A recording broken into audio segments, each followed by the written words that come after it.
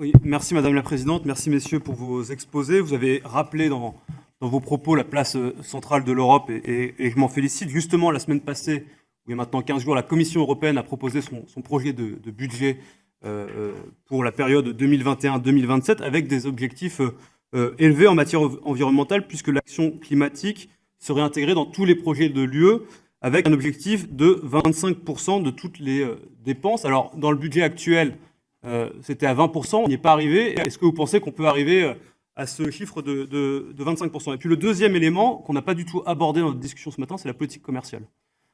Dans un temps où on voit bien que la politique commerciale telle qu'elle était organisée depuis de nombreuses années est remise en cause par les décisions des uns et des autres, où on voit que l'unilatéralisme devient la règle et que le multilatéralisme est remis en permanence en cause, la politique commerciale que nous développons à l'avenir et que nous allons repenser doit contenir un volet environnemental beaucoup plus affirmé. Est-ce que vous pourriez nous donner vos perspectives, vos réflexions sur les évolutions de la politique commerciale européenne? Merci. Du Sud.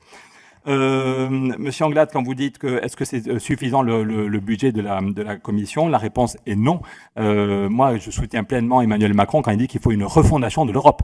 Moi, j'étais pendant 11 ans chez Accenture, on faisait du re-engineering, on faisait de la disruption. Et je me demande pourquoi dans tout le secteur privé, on passe notre temps à faire de la disruption et du re-engineering, et pourquoi en matière politique, on est content qu'on ait déplacé 1% voilà. J'ai des amis au sein de la Commission qui se battent pour améliorer le projet, mais eux-mêmes disent qu'on va en crever. L'autre jour, on était à Bruxelles, parmi les gens qui nous soutiennent, il y a Pascal Lamy, et l'ancien chef de cabinet de Pascal Lamy disait l'Europe va mourir dans l'année qui vient, c'est pas dans 20 ans, l'Europe va mourir si on en reste à mettre des rustines et des sujets techno. Il faut trouver des sujets qui changent la vie quotidienne et qui parlent à tout le monde, qu'un enfant de 10 ans puisse comprendre et que toutes les générations... Voilà, donc il y a besoin de...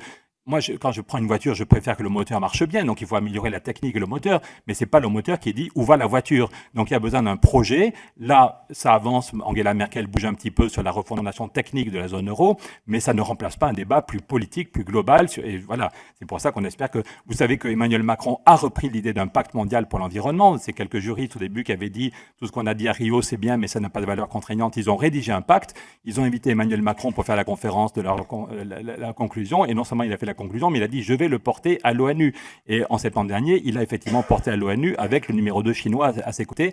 Et là, je crois qu'il y a 15 jours, il y a eu un vote indicatif donc on a bon espoir que l'ONU, dans 2 ans, ait adopté le pacte mondial pour l'environnement. Notre objectif, c'est pareil que Angela Merkel, Emmanuel Macron, Sanchez reprennent notre projet et qu'ils le portent